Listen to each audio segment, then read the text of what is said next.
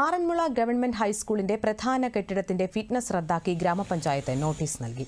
1971 പണി കഴിപ്പിച്ച കെട്ടിടത്തിന് 56 വർഷത്തെ പഴക്കമാണുള്ളത്.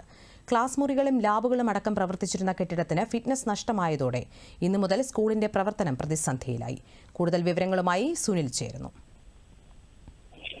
വന്ദന, ഇന്നലെ വൈകുന്നേരമാണ് ആറന്മുള ഹയർ സെക്കൻഡറി സ്കൂളിന്റെ പ്രധാന കെട്ടിടത്തിന്റെ ഫിറ്റ്നസ് സുനിൽ കേൾക്കാമോ?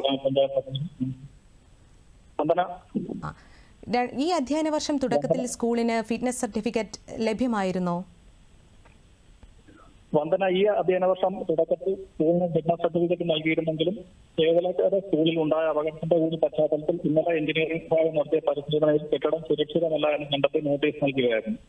കെട്ടിടത്തിൽ വിദ്യാർത്ഥികൾ പ്രവേശിക്കുന്ന വിലക്കിക്കൊണ്ട് മുന്നറിയിപ്പ് നൽകിയിട്ടുണ്ട്. സ്കൂൾ കെട്ടിടത്തിന്റെ ഫിറ്റ്നസ് റദ്ദായതോടെ സ്കൂളിന്റെ പ്രവർത്തനം ഏതാണ്ട് പൂർണ്ണമായും അവതാളത്തിലായിട്ടുണ്ട്.